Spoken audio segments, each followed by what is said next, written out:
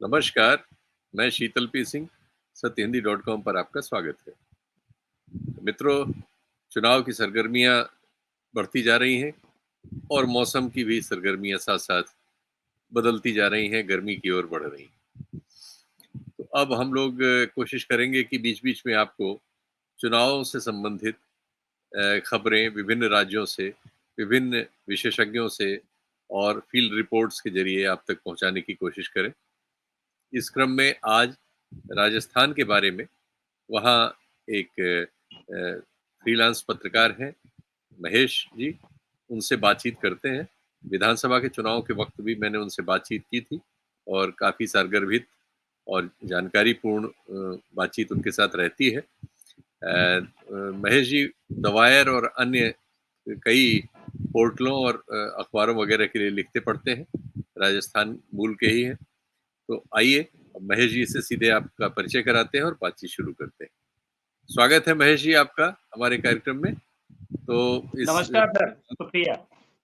ज़्यादा भूमिका निभाते हुए सीधे शुरू ही करते हैं कि क्या करा रहे हैं इस बार राजस्थान में? पिछली बार तो आपने करीब 25% का वोट अंतर था दोनों पक्षों में, कांग्रेस और भारतीय जनता पार्टी में।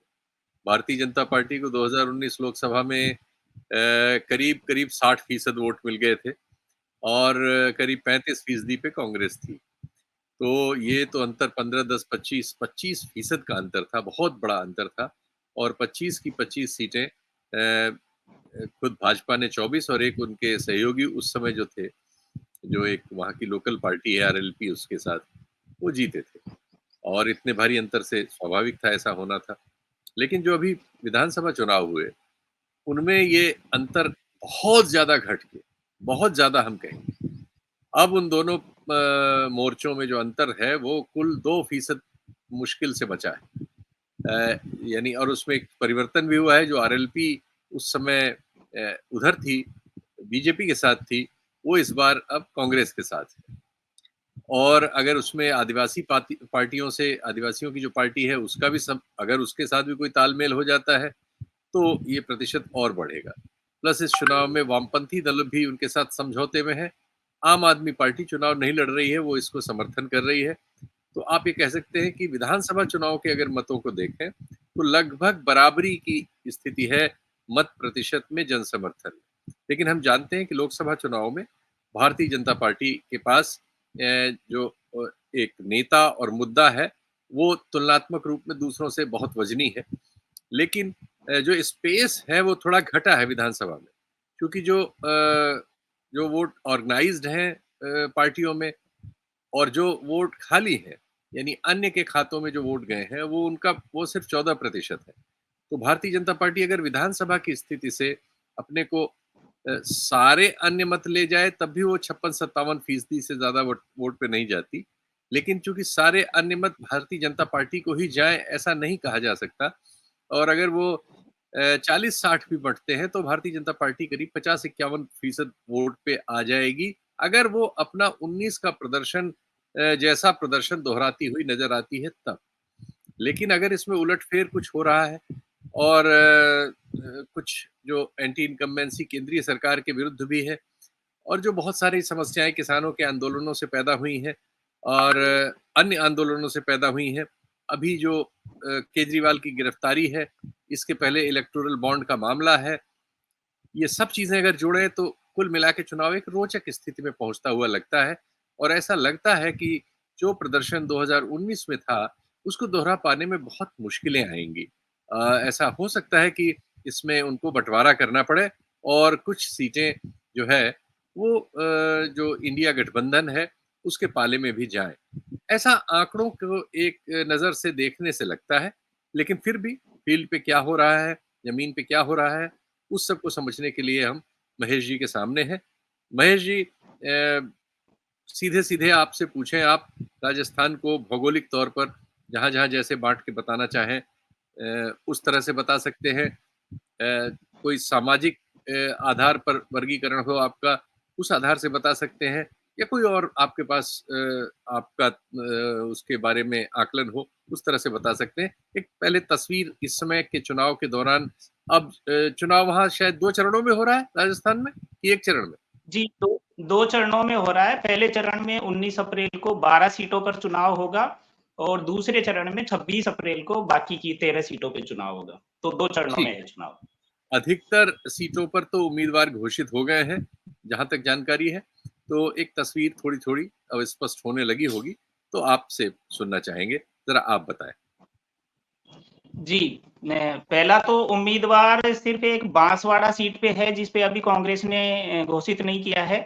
इसके अलावा कांग्रेस ने इंडिया अलायंस की तरफ से सारे उम्मीदवार घोषित हो गए हैं और बीजेपी जी, की तरफ से भीलवाड़ा सीट पे अभी उम्मीदवार घोषित नहीं किया गया है। बाकी सीटों पर बीजेपी ने भी अपने उम्मीदवार घोषित कर दिए हैं। मैं बातचीत की शुरुआत आपने जो भूमिका बताई उसमें 2 बातों से करना चाहूँगा कि जी, अब तक के चुनावों में, आम चुनावों में राजस्थान में एक पार्टी को सबसे ज़्यादा वोट प्रतिशत 63% जनता पार्टी को मिला था। उस जी, रिकॉर्ड के पास बीजेपी पहुँच नहीं पाई थी पिछले चुनाव में भी, आगे अब संभव लगता नहीं कि उस रिकॉर्ड पे पहुँचे। दूसरी जी। बात ये है कि पिछला लोकसभा चुनाव एक मुद्दे पर ही सिमट करके लड़ा गया था और वो वो पुलवामा भावनात्मक मुद्दा। और वो भावनात्मक मुद्दा था। राजस्थान से सबसे ज़्यादा सैनिक जाते हैं। तो एक तरीके से वो ज़मीन से जुड़ा हुआ मुद्दा था। यहाँ शहीदों की जो शव यहाँ आ रहे थे और वो सारा चीज़ वो तो एक अलग ही कैंपेन था और भारतीय जनमानस को हम समझें या राजस्थान के पर्टिकुलरली तो वोटर को एक टाइम पे एक ही बात समझ आती है। अब वो ठीक, एक बात कौन-सी होगी जो आप सबसे ज़्यादा लोगों को समझा सकें। तो उस वक़्त तो ठीक। पुलवामा समझा दिया गया था। सबसे ज़्यादा लोगों को एक ही बात समझ आ रही थी कि पुलवामा हुआ है और इसलिए वोट करना है। इस जी, बार ऐसा कुछ नज़र नहीं आ रहा है कि एक बात ज़्यादातर लोगों को समझ आ रही हो। जैसे आपने जितने मुद्दे बताए वो मुद्दे अलग-अलग पॉकेट्स में अलग-अलग तरीके से लोगों को समझ आ रहा है। लेकिन कोई भी वोटर मेरा जितना आकलन है, कोई भी वोटर जब वोट करने जाता है तो वो एक पॉइंट पे वोट करता है। वो पॉइंट कोई-सा भी हो सकता है, मुद्दा कोई-सा भी हो सकता है, वो एक मानसिकता से वोट करता है, मैं इसलिए वोट कर रहा हूँ इस पार्टी को। बहुत क्या कम राम लोग हैं जो मंदिर बहुत क्या राम मंदिर क्या राम मंदिर मुद्दा है? नहीं, राम मंदिर मुद्दा नहीं है, वो सेलिब्रेशन हुआ और उस सेलिब्रेशन के बाद में इतनी चीज़ें हो चुकी है कि वो लोगों के लिए वैसे मुद्दा नहीं है। लेकिन हाँ, राम मंदिर हो गया या 370 का हो गया या और भी जितने मामले हैं जो हिंदुत्व से जुड़े हुए हैं, उसका एक फिक्स वोट बैंक है और वो वोट बैंक वैसे भी कहीं नहीं डिगने वाला। तो उस वोट बैंक के अलावा कोई राम मंदिर का मुद्दा अभी तक तो लगता नहीं कि लोगों के बीच है। और बीजेपी की तरफ से एक मुद्दा अभी तक राजस्थान में नज़र नहीं आ रहा कोई। ये मुद्दा कि मोदी जी के सामने कौन? ये कोई मुद्दा है? नहीं, ये मुद्दा भी नहीं है। ये मुद्दा भी अब नहीं है। देखिए अच्छा, 2014 के चुनाव में जो मुद्दा था वो ये था कि यूपीए का करप्शन और मोदी जी का गुजरात मॉडल। 19 के ठीक, चुनाव में मोदी जी मुद्दा नहीं थे लेकिन पुलवामा मुद्दा था और उसके बाद में कि मजबूत प्रधानमंत्री। इस बार राजस्थान में ऐसा कोई मुद्दा नहीं है कि मोदी जी के पीछे कोई हाँ, लेकिन मोदी जी के पीछे एक वोट बैंक है, वो तो जाना ही है, वो तो है ही। जैसे हिंदुत्व के पीछे एक वोट बैंक है, लेकिन डिसाइडिंग वोट बैंक नहीं है वो। डिसाइडिंग वोट बैंक अलग चीज़ों पर है। अब राजस्थान में अगर देखें हम तो भौगोलिक दृष्टि से ये 7 जो है भागों में बँटा हुआ है। शेखावाटी रीजन है, मारवाड़ रीजन है, मेवाड़ रीजन है, ढूंढाड़ रीजन है, फिर देखें तो इधर मेवात रीजन है, फिर ब्रज का इलाका है, हाड़ौती का इलाका है। इस तरीके से और दक्षिणी राजस्थान का ट्राइबल बेल्ट है, जिसको मेवाड़ रीजन में ही काउंट कर लेते हैं। तो ये तो भौगोलिक वो है और ये भौगोलिक बँटवारे के साथ-साथ ये लगभग सांस्कृतिक बँटवारा भी है, इसी तरीके से लमसम। अब अगर हम पहले चरण के चुनावों को देखें, तो पहले चरण में जी, चुनाव हो रहे हैं गंगानगर, बीकानेर, झुंझुनू, चूरू, सीकर, जयपुर, जयपुर रूरल, अलवर, दौसा, नागौर, भरतपुर। ये 12 सीटों पर पहले चरण में चुनाव होना है। और इन 12 सीटों में जो सबसे ज़्यादा निकल कर के आ रहा है, अगर इसमें एक और चीज़ है कि नागौर में जाति भी हो जाएगा पहले चरण में? नागौर भी पहले चरण जी, में? नागौर का भी पहले चरण में ही है। ठीक। तो अब इस इलाके में ये जो पहले चरण में जहाँ मतदान है, इस इलाके में वैसे भी बेसिकली राजस्थान में अगर पूरे राजस्थान में भी देखें तो जाति के हिसाब से सबसे ज्यादा जिस जाति की संख्या है वो है जाट जाति। और जाट जाति का एक डिस्कोर्स राजस्थान में जो अभी जो सबसे ज्यादा हावी है वो जाट जाति का है। और जाट जाति क्योंकि किसानी से जुड़ी हुई है तो किसान आंदोलन के मामले में भी जाट जाति ही सबसे ज्यादा वो है। और सैनिक भी सबसे ज्यादा जाट जाति से जाते हैं तो अग्निवीर के मामले से भी जाट जाति ही रिलेट कर रही है। तीसरा ये भी है कि जिस तरीके से पिछले 2-3 महीनों में चीजें बदली है, जैसे राजस्थान में लालचंद कटारिया और इस तरीके के जो सेकंड लाइन या थर्ड लाइन लीडरशिप के लोग थे कांग्रेस के जो जाट कम्युनिटी से थे, उनको ठीक-ठाक संख्या में बीजेपी में शामिल किया गया था। लेकिन उसके जवाब में जो कांग्रेस की तरफ से जो चीजें हुई है, बाड़मेर में उम्मेदाराम बेनीवाल जो आरएलपी से चुनाव लड़े थे और हरीश चौधरी के सामने चुनाव लड़े थे। हरीश चौधरी पहले सांसद रहे हुए हैं बाड़मेर से और विधायक है, मंत्री रहे, कैबिनेट मिनिस्टर रहे, पंजाब में जो प्रभारी थे कांग्रेस के और अभी दक्षिण के 5 राज्यों की स्क्रीनिंग कमेटी के वो चेयरमैन। तो उनके ही सामने जो चुनाव में कैंडिडेट थे उम्मीदाराम बेनीवाल, उनको कांग्रेस ज्वाइन करवाया और वहां के एक दूसरे कद्दावर नेता हिमाराम चौधरी है, वो भी पूरा कंधे से कंधा मिला करके कैंपेन में है। और बाड़मेर में ये 3 कद्दावर नेता तो एक साथ हो ही गए। आरएलपी से गठबंधन होने के चलते आरएलपी का भी वोट बैंक जो है वो बाड़मेर का कांग्रेस के साथ हुआ। तीसरा वहां पर एक प्रियंका चौधरी बाड़मेर की विधानसभा सीट से जो विधायक बनी है, निर्दलीय लड़ी थी वो बीजेपी से बागी होकर के।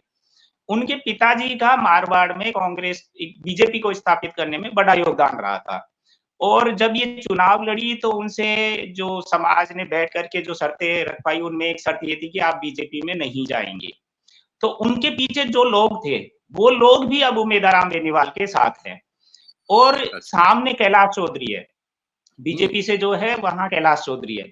तो एक तो क्योंकि जाट बहुल इलाका है तो जाट वोटों का बंटवारा और जिस तरीके का समाज और लीडरशिप का मामला है उसमें एक तरफा सा हो रखा है उम्मीदाराम बेनीवाल की तरफ। दूसरा वहां से रविंदर सिंह भाटी निर्दलीय चुनाव लड़ रहे हैं, जो शिव से विधायक है, निर्दलीय ही चुनाव लड़के विधायक बने थे, बीजेपी के बागी कह सकते हैं और वैचारिक रूप से वो दक्षिणपंथी ही है। तो और वो राजपूत समुदाय से है, उनका बड़ा क्रेज है। और राजपूत समुदाय क्योंकि पारंपरिक रूप से बीजेपी का वोट बैंक है, तो एक ही ये नुकसान वहां पर है। तो एक बड़ी स्ट्रॉन्ग सीट है, उम्मीदाराम बेनीवाल बहुत बाड़मेर में स्ट्रॉन्गली निकल रहे हैं। दूसरा एक स्ट्रॉन्ग सीट है चूरू। चूरू में राहुल कसबा बीजेपी से ही सांसद थे और पिछले इसका भी विधानसभा चुनाव में एक बैकग्राउंड है कि पिछले विधानसभा चुनाव में हुआ ये कि राजेंद्र राठौड़ के सामने नरेंद्र बुडानिया कांग्रेस से चुनाव लड़े और राजेंद्र राठौड़ हार गए उस चुनाव में। इस बात का राजेंद्र राठौड़ ने और उनके सहयोगियों ने लगातार राहुल कसबा और उनके परिवार को जिम्मेदार ठहराया और कहा जाता है कि अभी जो टिकट कटा है राहुल कसबा का और देवेंद्र जाजड़िया जो पैरा ओलंपियन रहे हैं उनको टिकट मिला है। तो ये कहा जा रहा है कि राजेंद्र राठौड़ की उसमें बड़ी भूमिका है। उसके चलते राहुल कसबा के प्रति एक तरीके की सहानुभूति पूरे इलाके में है। दूसरा क्योंकि नरेंद्र बुडानिया और यहाँ पर चूरू में बीजेपी के बनिस्बत कांग्रेस अच्छा परफॉर्म की थी विधानसभा चुनाव में भी। और इस दौरान ये भी हुआ कि सीटें भी 4 एमएलए हैं उसके पास। जी, इस दौरान ये भी हुआ कि राजेंद्र राठौड़ कहा जाता आरोप है कि राजेंद्र राठौड़ के इंटरफेरेंस से बहुत सारे जाट अधिकारियों और कर्मचारियों का एक तरफा स्थानांतरण किया गया, एपीओ किया गया, जो लिस्टें बड़ी वायरल भी हुई। तो एक रोष वो भी एक समुदाय में वहां पर है। और हालात ये बताए जा रहे हैं कि देवेंद्र जाजड़िया खुद नहीं चाहते कि राजेंद्र राठौड़ चूरू में प्रचार में भी आए। तो सबसे ज्यादा बैकफुट पे जो बीजेपी है वो चूरू लोकसभा क्षेत्र में।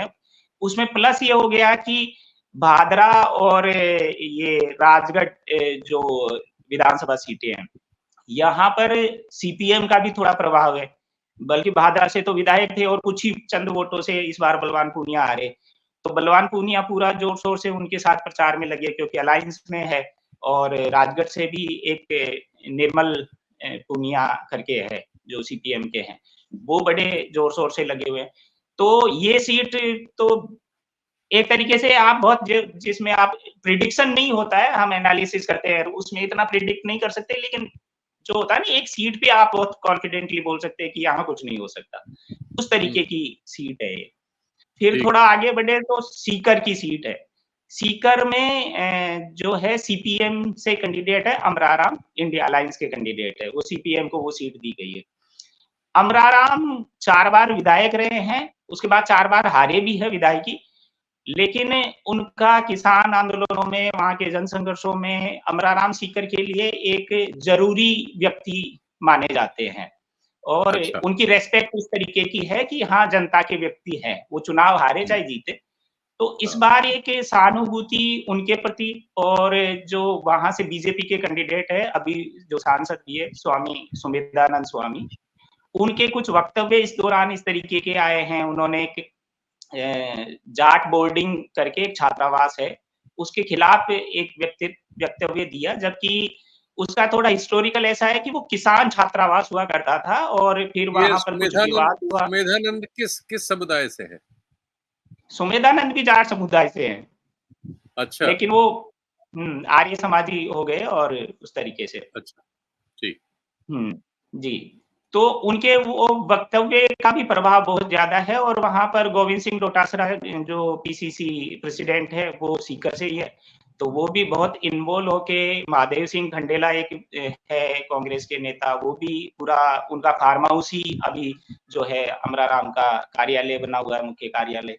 तो वहाँ पर एक तरीके का सीधा वो है और सुमेधानंद के प्रति क्या है कि बीजेपी के कार्यकर्ताओं में भी एक अनरेस्ट है। बीजेपी के जो वहाँ के कार्यकर्ता है, वो बहुत पसंद नहीं कर रहे हैं। अच्छा। तो वहाँ पर इस तरीके के समीकरण है। फिर नागौर सीट है पास में। हुँ। अब नागौर सीट में ये हुआ है कि ज्योति मिर्धा कांग्रेस से बीजेपी में चली गई, रिचपाल मिर्धा कांग्रेस से बीजेपी में चले गए।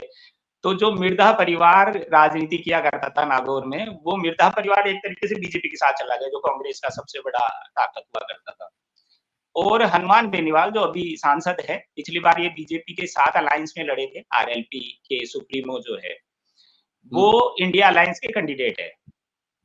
और ये देख रहे हैं कि वहाँ के जो 5 विधायक है, स्टैंडिंग जो एमएलएज़ है, वो पूरा एक ही गाड़ी में घूम करके वो प्रचार कर रहे हैं। तो एक होता है कि अलायंस हो गया, लेकिन क्या पार्टी साथ में अलायंस में ढंग से लड़ रही है? तो हुँ। ज्योति मिर्धा और हनुमान बेनीवाल के बीच में सीधी टक्कर है। ज्योति मिर्धा 5 चुनाव हार चुकी है। ये उनका छठा चुनाव हो जाएगा। तो वहाँ परिस्थितियाँ नाजुक है बीजेपी की। वहाँ भी बहुत कुछ रास्ता नज़र नहीं आ रहा। यहाँ मैं देख रहा हूँ नागौर में 10 एमएलए हैं, 10 में 4 बीजेपी के हैं, 4 कांग्रेस के हैं और 2 अन्य हैं। जी। अन्य किस पार्टी के हैं?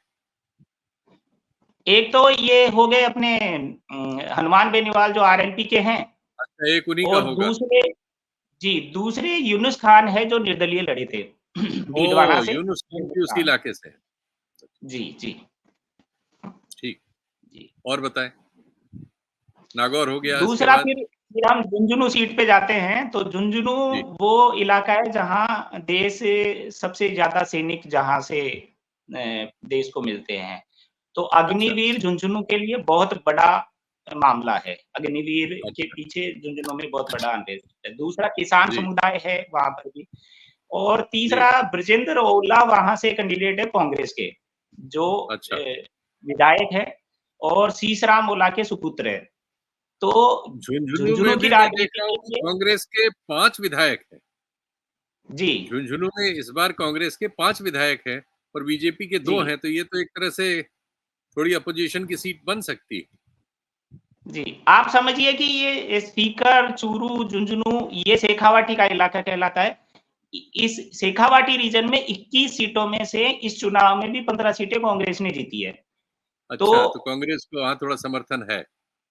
जी, कांग्रेस को समर्थन है, दूसरा वहाँ किसान आंदोलन का प्रभाव भी रहा है। किसान आंदोलन का प्रभाव है, अग्निवीर वहाँ योजना का प्रभाव है। अग्निवीर का भी प्रभाव है और मोटे तौर पे देखा जाए तो ट्रेडिशनली जो जाट समुदाय कांग्रेस का ही वोट बैंक हुआ करता था, वो वापस भी इस बार लौटा है। जब ठीक।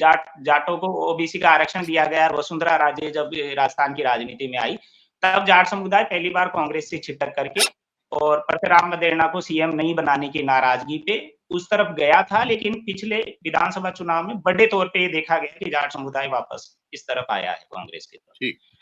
तो झुंझुनू सीट पे क्योंकि ओला परिवार वो एक होता है ना, झुंझुनू की राजनीति के लिए एक अवश्य भावी तत्व है ओला परिवार, और उसके ही ब्रजेंद्र ओला वहां से लड़ रहे हैं।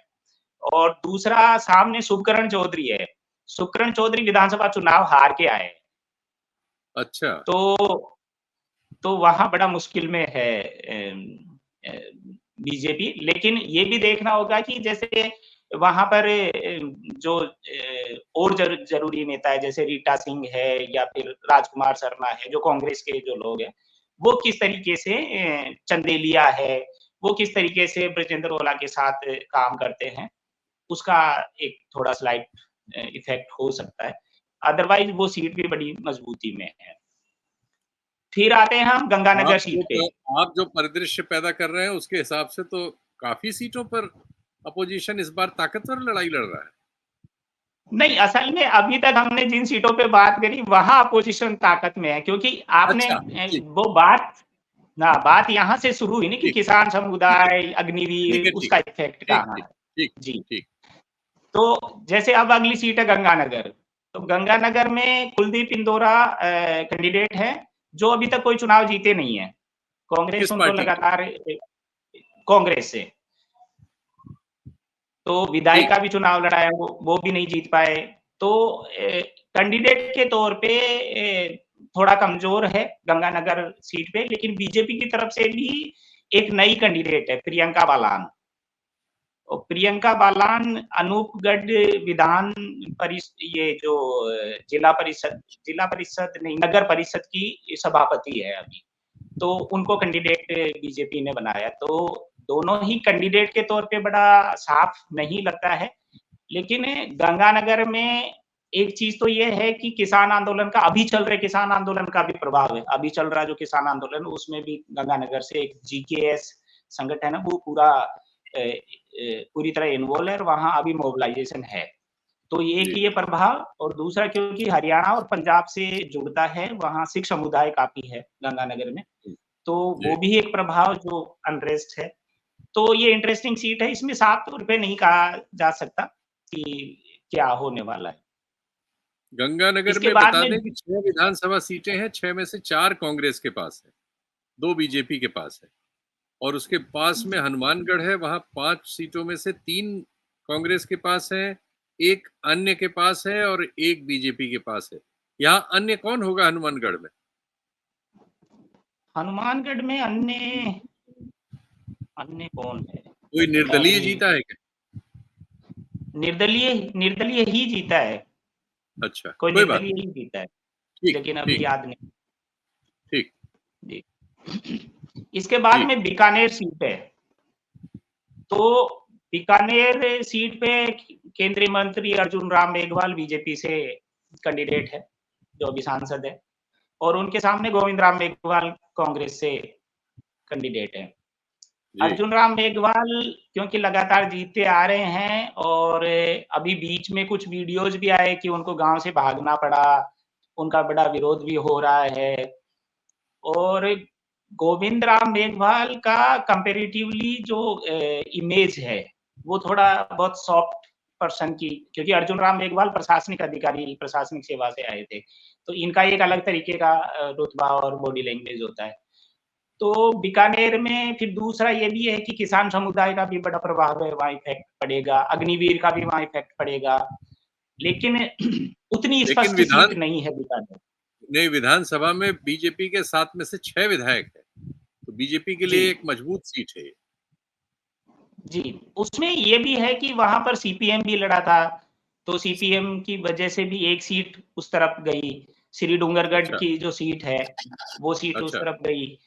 तो और भी फैक्टर्स है, और विधानसभा चुनाव से लोकसभा चुनाव राजस्थान में आप बिल्कुल एनालिसिस कर नहीं सकते। पिछली बार 2018 में बहुत अच्छा वोट परसेंटेज के साथ कांग्रेस की सरकार आई थी, और जब 19 में चुनाव हुए तो इतनी बड़ी जीत बीजेपी को मिली, 25 की 25 सीटें बीजेपी जीत गई। लाखों से, अरे भाई 25% का वोट डिफरेंस था, वो कोई मुकाबला ही नहीं था। जी, जी, जी।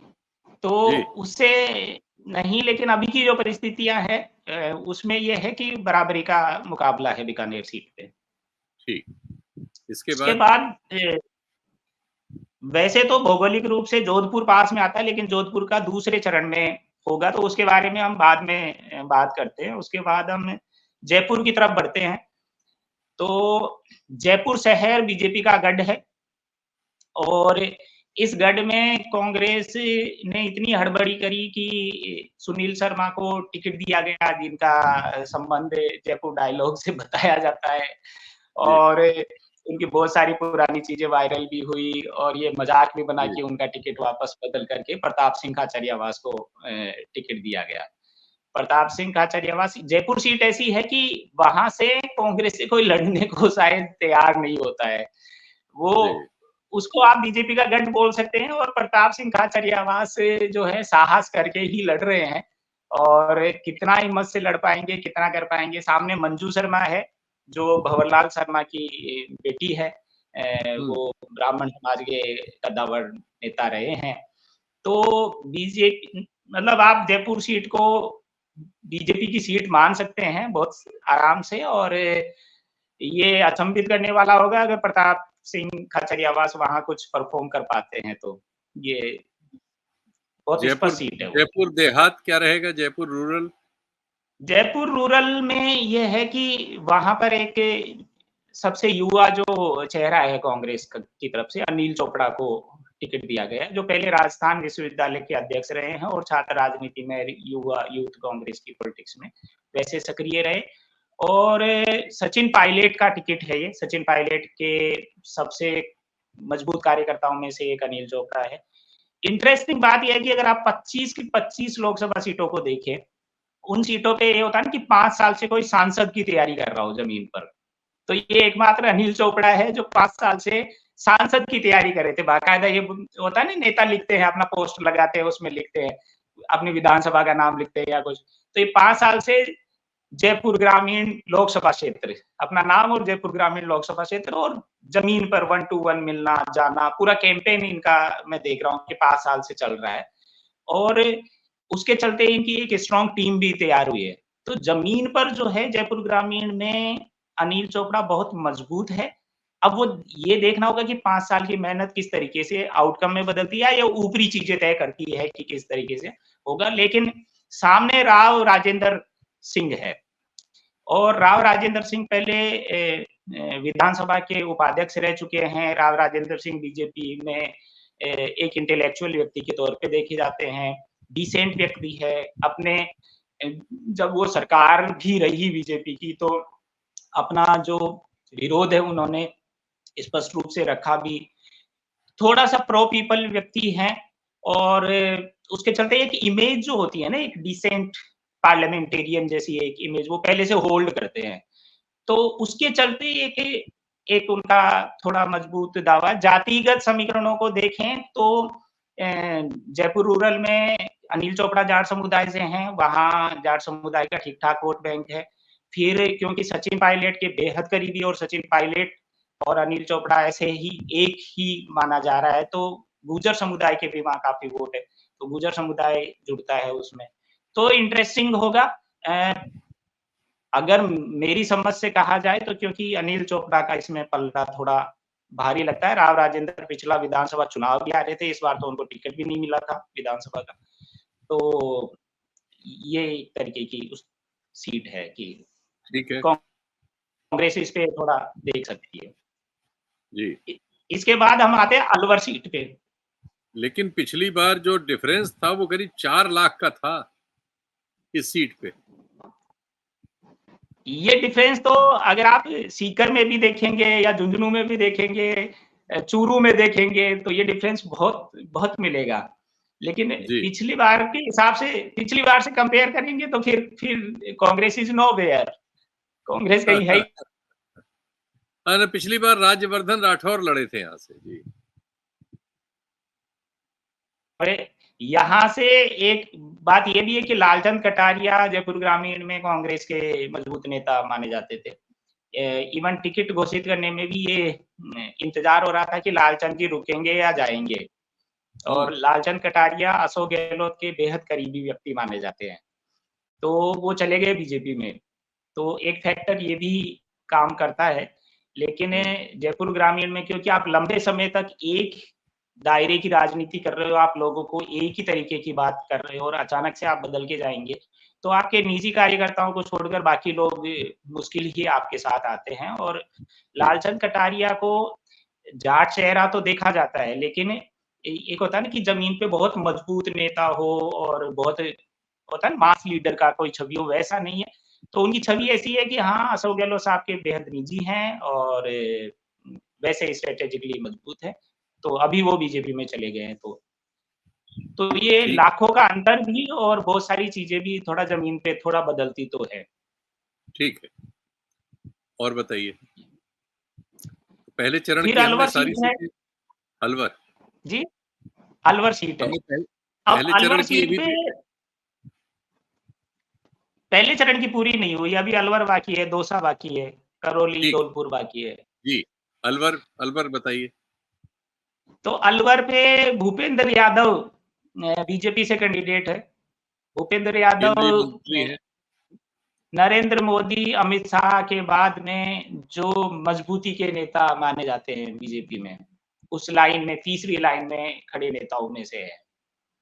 और भूपेंद्र यादव जो है पहले भी बीच में सुगबुगाहट चली थी कि राजस्थान के सीएम के भी दावेदार हो सकते हैं। बहुत सारे तरीकों से भूपेंद्र यादव को राजस्थान में भेजने की बात हुई थी। वो मूलतः राजस्थान के है नहीं। वो राजस्थान के वासी नहीं है, लेकिन कहाँ के? राजस्थान में वो हरियाणा से है मूलतः। अच्छा। तो अब इनकी जो राजनीतिक शुरुआत थी वो वसुंधरा राज्य के खेमे से हुई थी। फिर जैसे 2014 में परिस्थितियाँ बदली और मोदी और शाह केंद्र में और बीजेपी में की राजनीति में मजबूत हुए, तब ये उस टीम में चले गए और लंबे समय तक ये संघ में काम करते रहे। तो संगठनात्मक तौर पे भूपेंद्र यादव एक मजबूत व्यक्ति है, बड़ा नाम है। इनके सामने ललित यादव है, जो छात्र राजनीति से आए, राजस्थान विश्वविद्यालय के महासचिव रहे, फिर बसपा से पिछली बार चुनाव लड़ा, अच्छे भले वोट लेके आए, 50-60 हज़ार वोट लेके आए। इस बार विधानसभा चुनाव कांग्रेस से लड़ा, विधायक बन गए, जीते हैं ये। और एक छवि जो है युवा के तौर पे ललित यादव की अच्छी छवि है, वहाँ पे क्षेत्र में काम किया है और ये कहा जाता है कि बसपा के जो कार्यकर्ता हैं, क्योंकि बसपा में ये रहे तो बसपा के कार्यकर्ता भी इनसे जुड़े हुए हैं और वो एक वोट बैंक भी इनके साथ जुड़ता है। दूसरा भूपेंद्र यादव के सामने समस्या अपनी ही पार्टी से है। भूपेंद्र यादव अगर चुनाव हारते हैं तो उसके लिए ज़िम्मेदार उनकी ही पार्टी के लोग होंगे।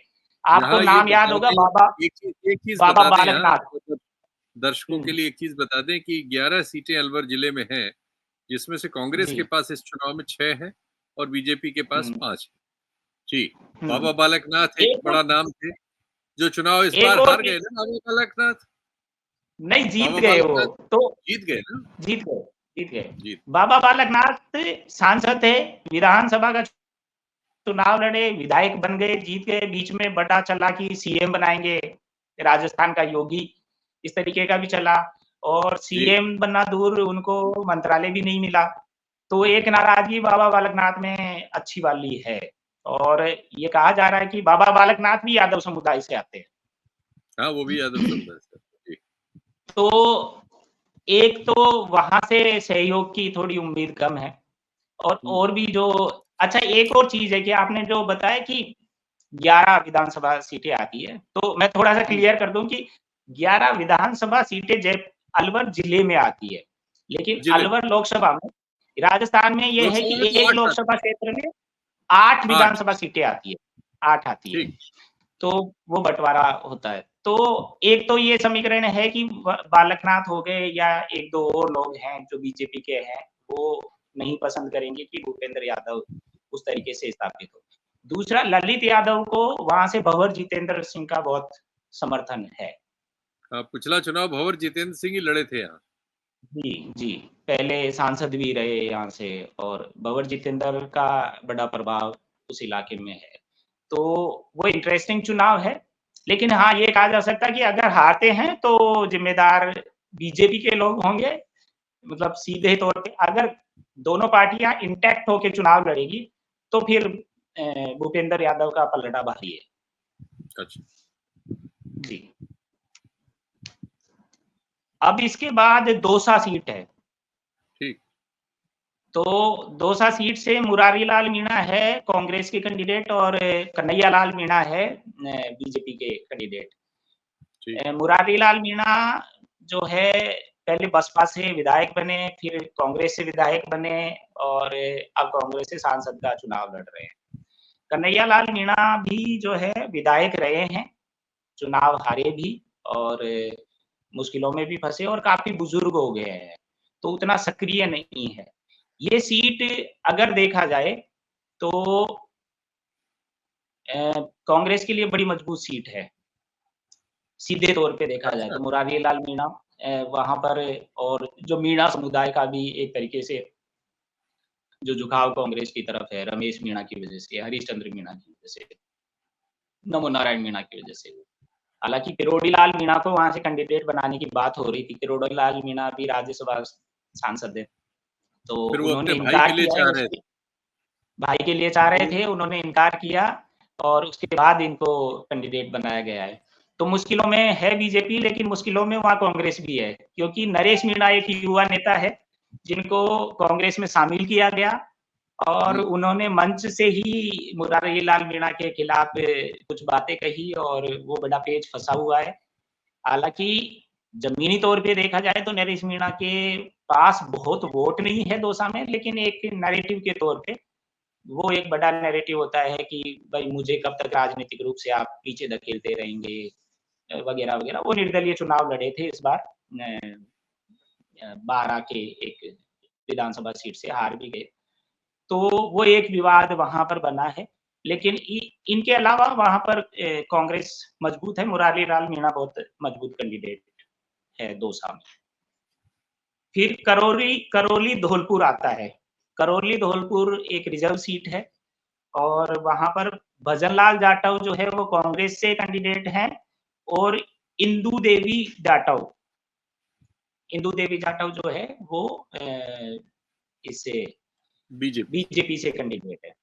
लेकिन यहाँ पर बसपा भी एक मजबूत वो रखती है अच्छा। और विक्रम सिंह बसपा के वहाँ से कैंडिडेट है और अभी बसपा के वहाँ से विधायक भी हैं और 4 सीटों पे वो सेकंड भी रहे हैं, तो बसपा का एक वोट बैंक वहाँ है।